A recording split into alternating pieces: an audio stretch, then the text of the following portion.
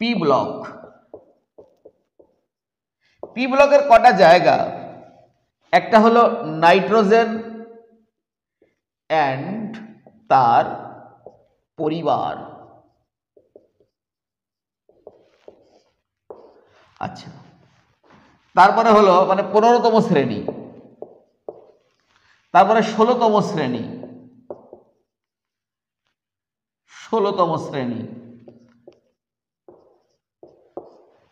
তারপরে 17তম শ্রেণী, 18। এই হচ্ছে সিলেবাসে আছে। 15তম শ্রেণীর মধ্যে অ্যামোনিয়া আর ফসফিনের বিভিন্ন তুলনা,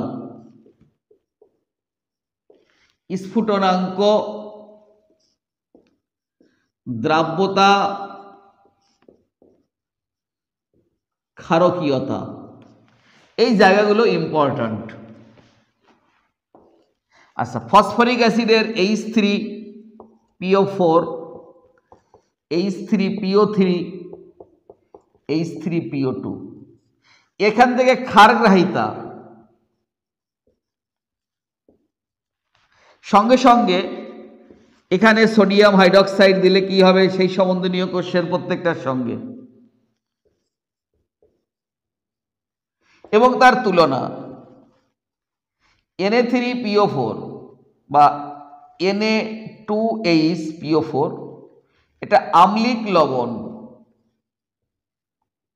কিন্তু দেখা গেল Na2HPO3 প্রশম লবণ কেন? এই যে টাইপের ব্যাখ্যা, ফসফরাসের সাথে হাইড্রোজেনকে কেন্দ্র করে এই যে যে জায়গাগুলো ইম্পর্ট্যান্ট। আচ্ছা,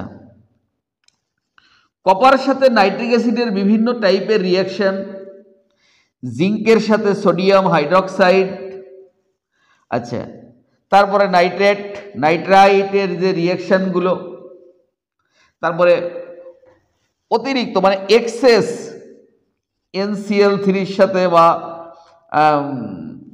HCl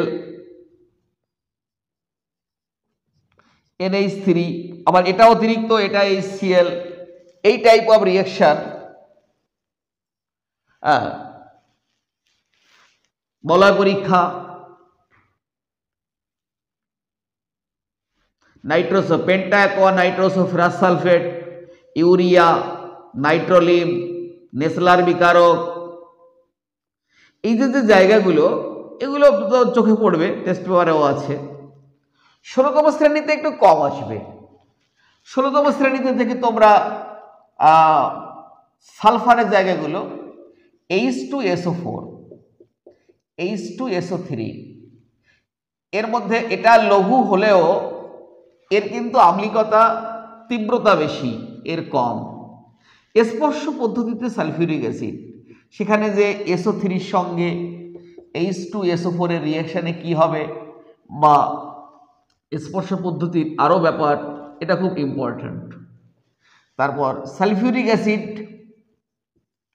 এর সঙ্গে হয়তো একটা এস দিয়ে জিজ্ঞেস করলো কি হবে, সালফিউরিক অ্যাসিডের সঙ্গে আয়োডিন বা H2S দিলে দেখবে এই type of reaction test paper থেকে যেগুলো আছে, একটা বা দুটো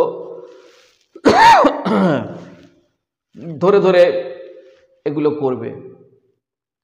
প্রত্যেকটা জায়গার রূপভেদ, সে একই মৌলের রূপভেদ। এখান থেকে আসলো শ্বেত ফসফরাস, লোহিত ফসফরাস, একই মৌলের রূপভেদ।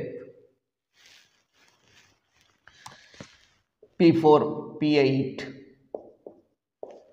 এখানে রম্বিক মনোক্লিনিক সালফার, একই মৌলের রূপভেদ। শ্বেত ফসফরাসের তীব্রতা P8 থেকে বেশি। এখানে যে বিখ্যাত রিয়াকশনটা রয়েছে P4 plus sodium hydroxide plus H2O, কি হবে? এটা অনেকভাবে আসতে পারে, অনেক রকমভাবে আসতে পারে। এটা ডিসপ্রপোর্শনেশন রিয়াকশন। এই জায়গাগুলো ফসফরাসের দিকে এগোলে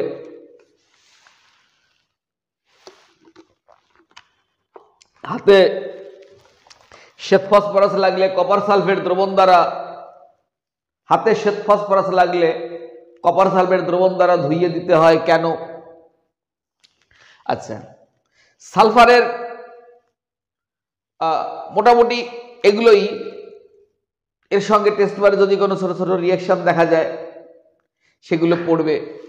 15তম শ্রেণী এবং 16তম শ্রেণীর মধ্যে কাদের তড়িৎ ঋণাত্মকতা, আয়নীভবন বিভবের তুলনা, সেটা নাইট্রোজেন আর অক্সিজেন আসতে পারে। যেহেতু অক্সিজেন জুড়ে গেছে তাই হাইড্রোজেন পার অক্সাইড এর মধ্যে পড়ে নিতে হবে। আসলো হাইড্রোজেন পার অক্সাইড জারক বিজারক উভয় রূপে ব্যবহৃত হতে পারে, বা অন্য কোনো পদার্থ জারক বিজারক, SO3H2SO4 জারণ সংখ্যার অ্যাপ্লিকেশন। কে জারক শুধুই জারক, কে শুধুই বিজারক, কে জারক বিজারক উভয়ই হতে পারে, এই টাইপের প্রশ্ন। আচ্ছা, এবার আমরা চলে যাচ্ছি হ্যালোজেন গোষ্ঠীতে। ফ্লুরিনের সাথে আদার্স হ্যালোজেনের তুলনা, তারপর HF, HCl, HBr, HI। প্রথমে এদের উৎপত্তি, এই উৎপত্তিটা প্লাস দিয়েও আসতে পারে। তারপর রইল বাকি HF এর আম্লিকতা কম, এদের আম্লিকতা বেশি কেন, এর স্ফুটনাঙ্ক বেশি কেন, সাধারণ উষ্ণতায় তরল কেন। এই যে সাধারণ উষ্ণতায় হাইড্রোজেন বন্ধনের অ্যাপ্লিকেশন, এগুলো এখানেও আসতে পারে, যেখানেও আছে দেওয়া আছে এর মধ্যে।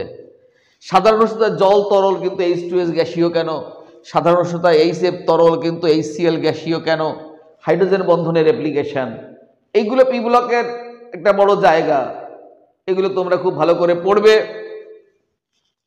আচ্ছা, তারপর এদের কাজ কাটা হয় কি করে, ক্লোরিন এবং SO2 বিরঞ্জন ধর্মের তুলনা, SO2Cl2 বিরঞ্জন ধর্মের তুলনা। সেখানে করতে গেলে কোনটা স্থায়িত্ব বেশি, বা বলল শুষ্ক ক্লোরিন বিরঞ্জিত করতে পারে না, SO2 বিরঞ্জিত করতে পারে। তারপর যে পোলার ইন্টার হ্যালোজেনের একটা ব্যাপার থেকে যায়, ইন্টার হ্যালোজেন, যে কটা ইন্টার হ্যালোজেন আছে, ধরো IF7 হতে পারে, IF5 হতে পারে, IF3 হতে পারে, IF হতে পারে। বলে দিল যে AX7 অনুকরণে একটি ইন্টার নাম করো IF7, তার সংকরায়ন অবস্থা কি, এই কয় ধরনের ইন্টার হ্যালোজেন পাওয়া যায় কেন, অথবা আসলো IF এর সক্রিয়তা I2 থেকে বেশি কেন, কারণ এটা ইন্টার হ্যালোজেন। এই যে ইন্টার হ্যালোজেন সম্বন্ধীয় যে কোশ্চেনগুলো আছে এগুলো খুব ভালো করে তোমাকে চর্চা করতে হবে, কারণ যখন তখন প্রশ্ন হতে পারে। ছদ্মবেশী হ্যালোজেন কি, মানে সিউডো হ্যালোজেন, CN2, এগুলো ছদ্মবেশী হ্যালোজেন। ছদ্মবেশী হ্যালোজেন কি, এই টাইপের প্রশ্ন, সক্রিয়তা বেশি। তারপর দেখবে হ্যালোজেনের সম্বন্ধে এরকম হয় যে HXO4, HXO3 কোনটি বেশি আম্লিক, যার মধ্যে বেশি সংখ্যক তড়িৎ ঋণাত্মক মৌল থাকবে সেটি বেশি আম্লিক। এই মোটামুটি ওখানকার কোশ্চেন ভালো করে যাবে, চর্চা করবে। উপরে ভগবান, নিচে তরুণ স্যার, ভালো করে দেখবে খুঁটিয়ে তরুণ স্যার কি বলে গেছিল। আচ্ছা, এখান থেকে স্ট্রাকচার যেমন XeOF4, XeO3, এই যে কোনো ধরনের এর VCP এর গঠন, বন্ধন কোণ, এই টাইপের প্রশ্ন। স্ট্রাকচার যখন মনে করলো তখন ফসফরাস থেকেও যেমন P4O10, তারপর P4O6, এদের গঠন কেমন দেখা ইম্পর্টেন্ট প্রশ্ন।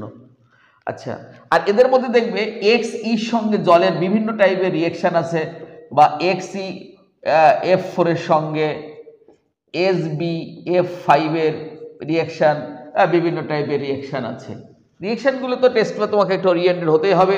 যেমন হ্যালোজেন গোষ্ঠীর মধ্যে দেখা যায়, কোথায় লিখি, sodium hydroxide plus dilute sodium hydroxide plus chlorine. একটা হচ্ছে লঘু শীতলে কি হবে, লঘু শীতল, আবার একটা উষ্ণ গাঢ়। সোডিয়াম হাইড্রক্সাইড যদি লঘু শীতল হয়, ক্লোরিনের সাথে কি হবে, সোডিয়াম হাইড্রক্সাইড যদি উষ্ণ গাঢ় হয়, তাহলে কেমন হবে। এই হচ্ছে পি ব্লক।